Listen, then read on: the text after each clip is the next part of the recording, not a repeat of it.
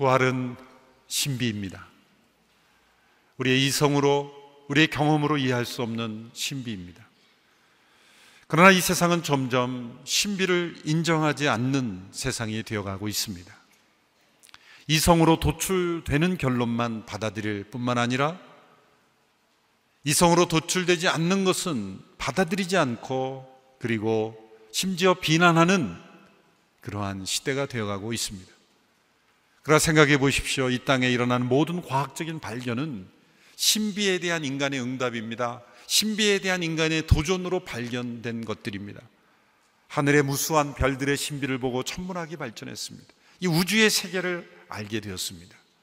이 땅의 신비를 보며 지질학이 발전되었고 이 생명의 신비를 보며 사람들이 생물학을 발전시키게 되었죠. 우리가 하는 과학적 모든 발견은 신비의 세계에 문을 두드리며 한 가지 한 가지를 발견해가며 법칙을 발견한 것입니다. 과학이 있고 신비의 세상이 따로 있는 것이 아니라 이 세상의 신비를 탐험해가면서 발견한 것이 과학의 영역인 것입니다. 과학 위에 신비가 있는 것입니다. 그리고 이 신비에 도전하여 반응하여 발견한 사람들은 사실 겸손합니다. 내가 발견한 지식보다 깨닫지 못한 신비의 영역에 있는 것이 더 많다라는 것을 인정하는 겸손이 있습니다. 근데 정작 스스로 아무것도 발견하지 못했으면서 누군가 가르쳐준 것을 배우고 외우고 머릿속에 지식이 있는 사람들은 자신의 머릿속에 가득한 것만, 자신이 배운 것만이 진리다라는 교만 속에 사로잡혀 있는 모습을 보게 됩니다. 부활이야말로 신비를 인정하지 않는 이 세상 사람들에게는 가장 의심스러운 것들이죠. 의심 그 자체는 나쁜 것이 아닙니다. 때로 의심은 이 신비를 탐험하게 하고 모험하게 하고, 이 의심이 있었기에, 이러한 신비에 대한 도전이 있었기에 대륙이 발견되었고 많은 발견들이 있었죠. 문명이 발전한 것입니다. 하나님께서 우리를 하나님의 형상대로 창조하시고 우리를 고귀한 존재로 대우해 주신다는 말없는 증거가 바로 의심인 것입니다. 놀라운 일들, 우리가 이해할 수 없는 그런 세계에 대하여 우리는 의심을 가지고 나아갈 때 때로는 새로운 발견을 가질 수 있게 되기 때문입니다. 그런데 중요한 것은 이러한 진지한 의심도 있지만 또 다른 차원의 의심이 있다는 것입니다. 그것은 바로 우리의 죄성에서 나오는 의심, 우리의 깊은 타락한 심정 속에서 나오는 의심이 있다는 것입니다. 제자들이 부활하신 예수님을 만났을 때 한결같은 반응은 바로 그들은 믿기 어려워했다는 거예요. 그들은 놀랐다는 겁니다. 두려워했다는 것입니다. 그 예수님의 신비로운 부활 앞에 그들은 경이로워했다는 것이죠. 이것이 바로 신약 성경이 믿을 수 있는 하나의 증거일 수도 있어요. 우리가 이해할 수 없는 신비 앞에 우리가 의심이 일어나는 것, 너무나 자연스러운 거죠. 바로 신약의 예수님을 만난 사람들의 모습 속에 그러한 자연스러운 반응이 나타나고 있다는 것이죠. 그들은 할렐루야, 우리가 기대하고 바라던 일이 일어났다라고 말하지 않았습니다. 어찌 이런 일이 있을 수 있습니까? 예수님의 빈 무덤을 찾아간 그들은 누군가 시체를 훔쳐갔다고 여겼습니다. 다른 제자들이 예수님을 목격했다고 만났다고 해도 믿지 않았습니다. 이해할 수 없는 신비로운 일이 일어났기 때문이죠. 그것은 너무나 자연스러운 반응이었습니다. 그러나 부활하신 예수님이 그들에게 나타나시고 또 나타나시고 여러 증인들을 통해 나타나셨을 때 그들의 의심은 사라지고 그들에게는 확신이 임했고 그들은 부활의 증인이 되었습니다. 부활을 믿지 않으려는 사람들은 의심에 빠져있던 제자들이 확신으로 변화되었던 기록 자체를 인정하지 않습니다. 신약 성경의 사실성을 인정하지 않습니다. 제자들이 예수님이 부활하지 않았음에도 불구하고 부활한 것처럼 조작했거나 그들이 잘못 보았거나 그들이 잘못된 환각 상태에 빠진 것이나 그리고 거짓말을 한 것을 기록으로 마치 만난 것처럼 꾸며 놓았다, 그렇게 주장하는 것이죠. 만일 그러한 주장이 설득력이 있으려면 두 가지 질문에 대답을 할 수 있어야 합니다. 첫 번째 질문은 바로 스스로 자신들이 조작한 사실들을 다른 사람에게 거짓으로 믿게 하려고 했던 그 사람들이 정작 자기 자신들은 믿지 못하고 의심하고 두려워하고 그리고 놀라워했다고 다 기록되어 있다는 거예요. 실제로 1차 목격자, 첫 번째 부활의 목격자들이 한결같이 그 예수님의 신비로운 부활을 믿기 어려워했다라고 기록했다는 거예요. 다른 사람들에게 거짓을 믿게 할 목적을 가진 사람들이 정작 자기 자신들은 믿기 어려워했다는 기록으로 남길 수 있었을까라는 거죠. 그 질문에 어떻게 대답할 수 있을 거라는 거예요. 물론 이렇게 생각하는 사람도 있을 거예요. 그것까지 다 계산해서 그렇게 기록했을 것이다. 그렇게 생각하는 사람이 있을 것까지 계산해서 다 그렇게 기록했을 것이다. 그렇습니다. 그렇습니까? 그러면 두 번째 질문에 대답해야 됩니다. 그렇다면, 만일 그렇다고 치십시다. 그럼 두 번째 질문은 어떻게 대답하겠습니까? 그것은 거짓으로 예수님의 부활을 꾸며놓고 조작해 놓고 그 거짓말을 지키기 위해서, 합리화하고 정당하기 위해서 자신의 생명을 버리면서 그 거짓말을 지킬 사람이 있을까요? 예수님의 부활을 증거했던 사람들은 예수님이 부활했다고 말만 하고 것으로 끝난 것이 아닙니다.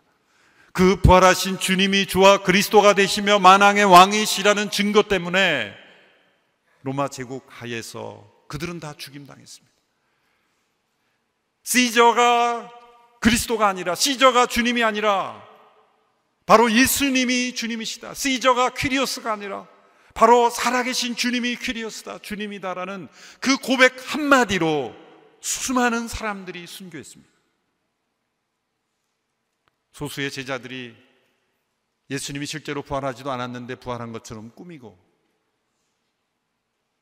그 거짓말을 위해서 순교할 뿐만 아니라 그 거짓말을 믿는 사람들도 다 순교하도록, 죽임을 당하도록 만들고, 역사상 수없이 지금도 예수님이 주와 그리스도라는 살아계신 주님이라는 그 증거 때문에 순교하는 사람들이 지금까지도 나오고 있는 인류 최대의 거짓말 사기꾼 집단일 수 있다는 거죠.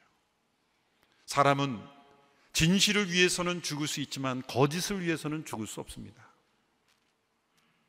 예수님의 고난과 십자가 죽음 앞에서 다 두려워 도망갔던 제자들이 3일 만에 정신을 차리고 의기투합해서, 야, 우리가 이렇게 물러서는 안 되지.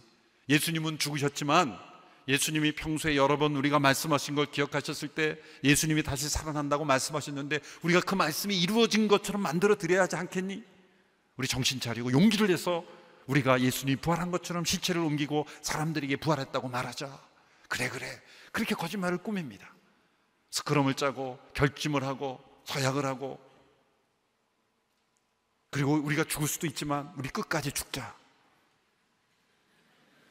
이 거짓말이 온 세상에 절대로 발각되지 않게 모든 사람들이 이 거짓말에 속게 하기 위해서 우리는 끝까지 생명을 지키자, 생명을 버리자.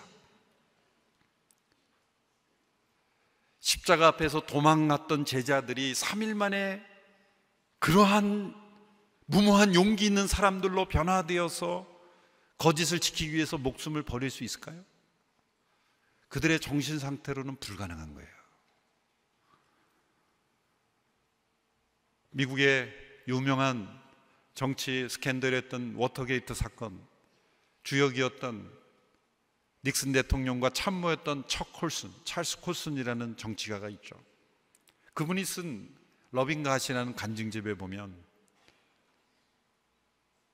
미국의 최고의 두뇌들이 모여서 음모를 만들고 그 거짓으로 만든 음모가 2주가 되지 않아서 FBI 조사가 들어오자 2주를 버티지 못하고 다 고백했다는 거예요. 생명을 위협하는 위협이 아니었음에도 불구하고 최대한 벌이 교도소 가는 거죠. 그래서 교도소 갔죠. 그런데 그들이 자신들이 만들어 놓은 거짓을 지키기 위해서 희생하지 못했다는 거예요. 우리가 한번 거짓을 만들고 지키기로 했으니 감옥에 가더라도 우리 끝까지 지키자라고 하지 못했다는 거예요. 그 사람들이 다 한 사람 두 사람씩 진실을 말하기 시작했다는 거예요. 감옥에만 간다고 해도 진실을 말하는데, 생명을 위협하는데 진실을 말하지 않고 거짓을 지키기 위해서 끝까지 죽임당했다라는 거, 그게 있을 수 있는 일일까요? 부활에 관한 기록이 제자들의 조작에 의해서 만들어진 기록이라면, 자신들이 만든 거짓을 위해서 목숨을 걸고 지켰다라는 모순이 일어나게 되는 거예요. 그것이 진실이 아니고는 그러한 희생이 있을 수 없습니다. 진실이 아니고는 역사상 수많은 부활의 증인들의 순교는 있을 수가 없는 것입니다. 어떤 기록의 사실성은 그 당시에 얼마나 많은 사람들이 인정했는가에 달리고, 그리고 얼마나 많은 사람들에 의해서 그 기록이 증거되어 있는가에 달려있죠. 오늘날에는 거짓말도 인쇄소에서 찍어내면 퍼질 수 있기 때문에 오늘날의 인쇄 기록은 그런 진정성의 징표가 될 수 없어요. 그러나 인쇄술이 발달하기 이전에 사본으로, 손으로 옮겨 적는 시대는 정말 옮겨 적을 만한 가치가 없는 것은 사람들이 옮겨 적지 않았어요. 왜? 자기가 손으로 다 베꼈어야 되는데, 여러분, 다른 사람이 거짓말한 걸 여러분의 손과 발로 발로 안 쓰죠. 손으로 그렇게 여러분 기록할 의도가 있습니까? 신빙성이 없는 기록을 여러분이 구태여 베껴서 적어서 보관할 그런 마음이 있습니까? 오늘날 인쇄로 막 기술로 찍어내는 게 말고요. 그래서 이 사본 시대에 예수님이 오신 것은 너무 중요한 거예요. 한 사본의 가치는 두 가지로 판명이 됩니다. 원본과 사본과의 시간 간격의 차이예요. 그것이 짧을수록 더 진정성이 있겠습니까? 그 간격이 길수록 더 진정성이 있겠습니까? 상식적인 이야기죠. 원본과 사본의 시간 간격이 짧으면 짧을수록 더 원본이 가깝겠죠. 그렇죠? 사실성이 있는 거예요. 놀랍게도요, 우리가 잘 아는 아리스토텔레스나 고대 철학자들의 사본은 적어도 몇백 년부터 1000년 이후에 발견된 사본들이에요. 그런데도 사람들은 실제로 아리스토텔레스의 작품이라고 믿어요. 그 기간이 약 수백 년에서 1000년까지의 그 간격이 있음에도 불구하고 그 기록의 진정성을 믿어요. 신약 성경은 50년에서 150년 사이의 간격입니다. 그런데 안 믿어요. 사본의 두 번째는 그 분량입니다. 그 당시에 많은 사본이 나타나면 나타날수록 그것은 더 진정성 있게 보이는 거예요. 우리가 아는 유명한 아리스토텔레스나 그런 철학자들의 고대 문서는요, 사본이 2장만 있는 것도 있고 10장 있는 것도 있고, 기껏해야 몇십 장 이내예요. 신약 성경은 수만 장이에요. 그런데 사람들은 신약은 안 믿고 그런 문서들은 믿어요.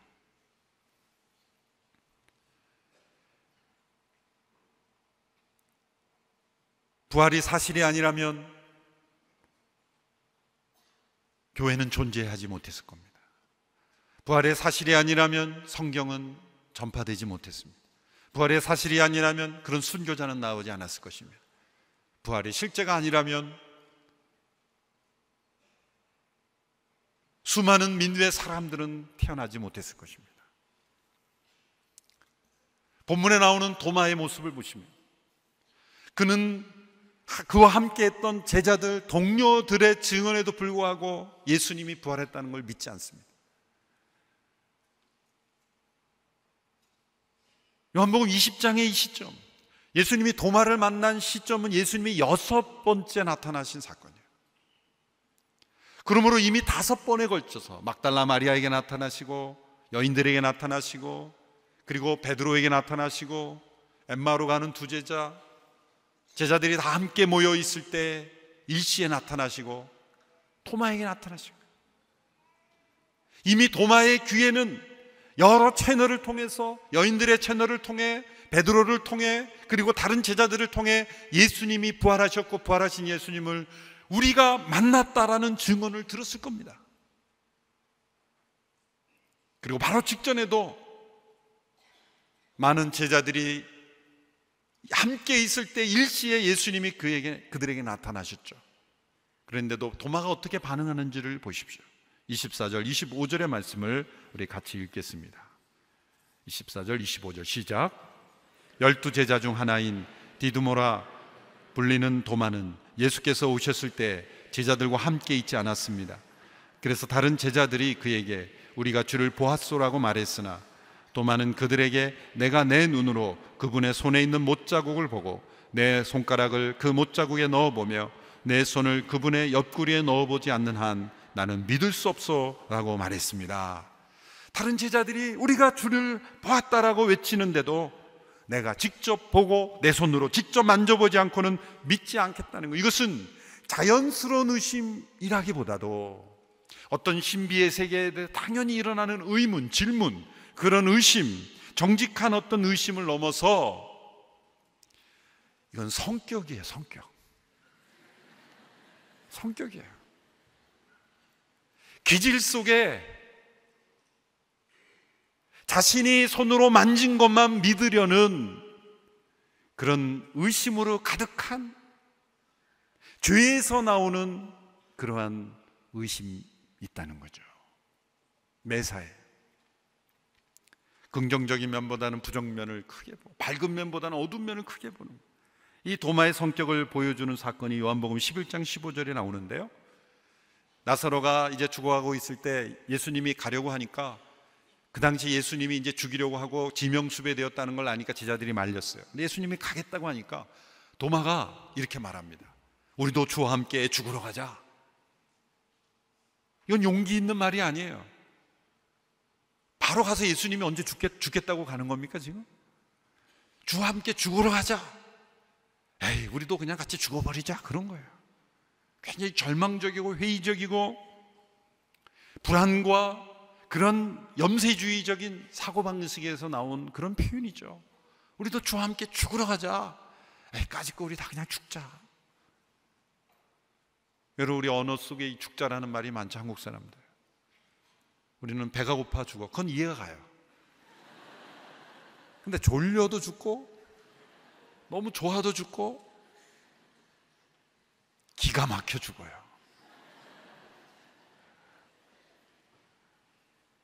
배불러 죽고. 이 도마의 이 기질 속에 숨어있는 회의주의, 이 회의주의는 마음의 병입니다. 자연스러운 긍정적인 하나님의 신비를 탐구하며 도전하며 발견하는 그런 의심이 아니라, 매사에 지금 명백한 증거가 있음에도 불구하고 증거를 확인해 보려 하지도 않고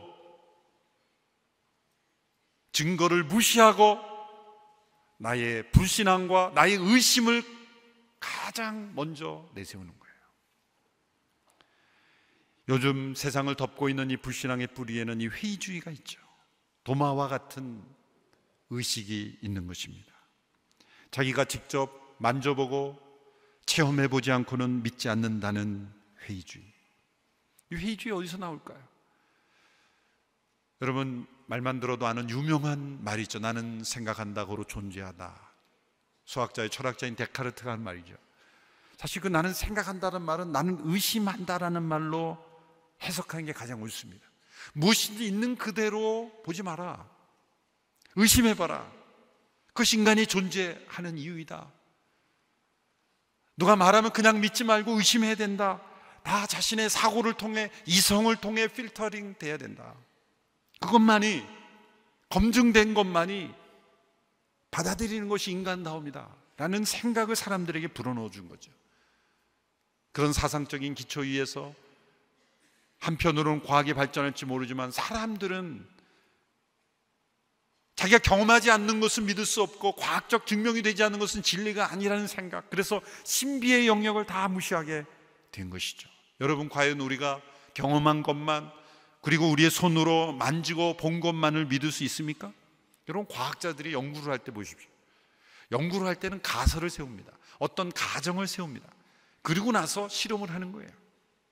그런데 어떤 과학자가 그 가설은 터무니없는 가설이라고 절대로 믿지 않는 가설을 세우고 실험하는 과학자 있습니까? 어느 정도 믿기 때문에 가설을 세우는 거 아니에요. 어느 정도 개연성이 있기 때문에 가정을 세우고 실험을 하는 것 아니겠습니까? 그러므로 과학적인 검증 이전에 뭐가 있는 거예요? 믿음이 있는 거예요. 그 믿음을 검증하고 나중에 확인하는 것뿐이지 전혀 믿음이 없는 것을 실험하지 않습니다. 우리가 살아가는 인생에는 내가 경험한 것을 믿는 게 아니라 믿음으로 경험하는 것이 얼마나 많습니까? 여러분, 수학도 마찬가지죠. 학교에서 수학 공식을 선생님이 가르쳐주면 그 수학 공식이 형성된 모든 과정, 그걸 다 이해하고 공식을 받아들입니까? 착한 학생은 믿음으로 받아들입니다. 우리 선생님이 가르쳐주신 공식이니 믿음으로 받습니다. 그리고 믿음으로 사용하는 거예요. 그러고 나서 이 공식이 사실이라는 것을 나중에 확인하는 거예요.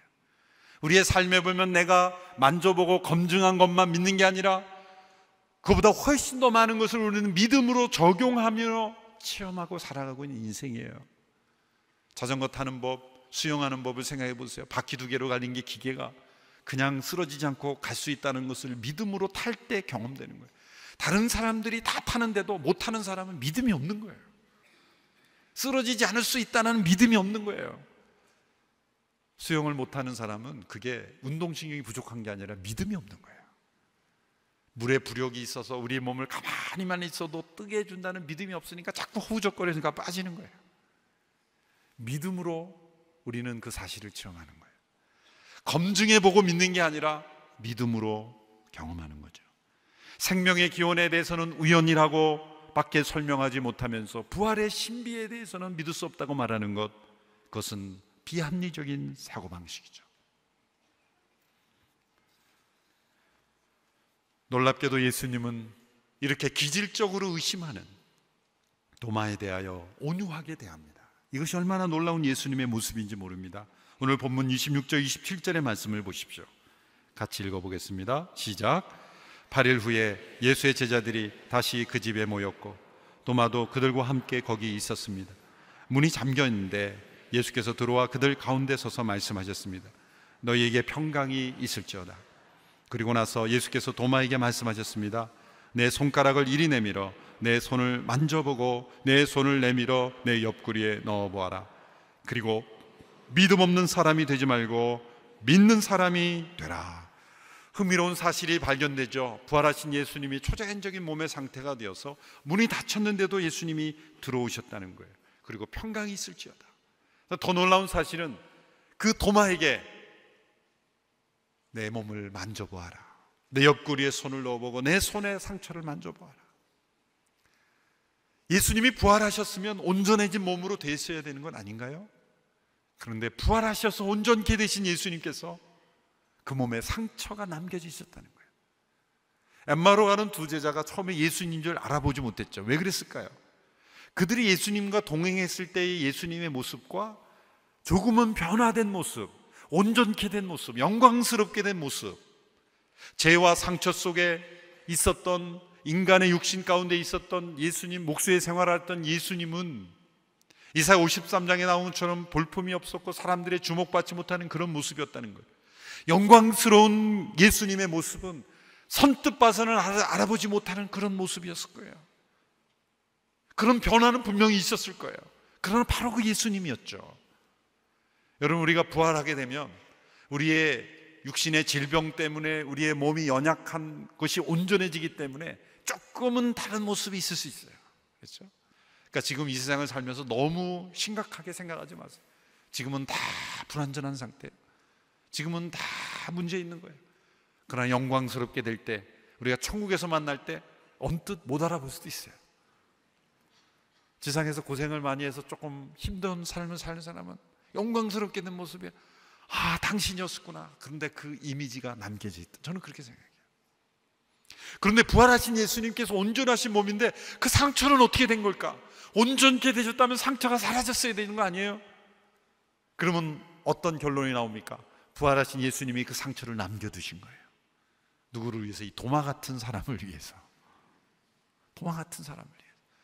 그러면 지금 부활승천하셔서 계신 예수님 몸에는 이 십자가의 상처가 있을까 없을까?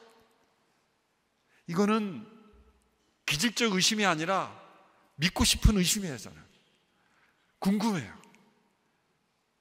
부활승천하신 예수님의 몸에 십자가의 흔적을 남겨두셨을까? 이거는 확실히 제가 단언하지 못하지만 저는 지금도 그 상처가 있다고 믿어요. 도마에게만 보여주기 위해서 잠깐 있다가 사라진 것이 아니라 십자가라는 위대한 하나님의 사건, 영원토록 기억되는 그 사건, 그 부활하신 영광스러운 몸에 그 상처를 남겨두심으로 도마에게 확신을 심어주신 이 위대한 예수님을 보는 거예요.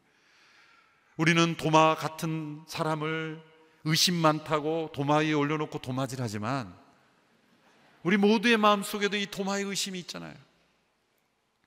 이 도마 같은 사람들을 위해서 예수님께서 그 몸에 흔적을 남겨두셨어요. 더 놀라운 것은 나타나시자마자 그들 가운데 나타나셔서 도마에게 내 손을 만져보고 내 옆구리에 손을 넣어보라. 도마가 깜짝 놀랐을 거예요. 왜요? 자신이 그 말을 할 때 예수님은 안 계셨잖아요. 그의 눈에는 보이지 않았잖아요. 예수님이 그 자리에 없었지 않습니까? 그러나 부활하신 예수님은 그 도마의 말을 듣고 계셨다는 거예요.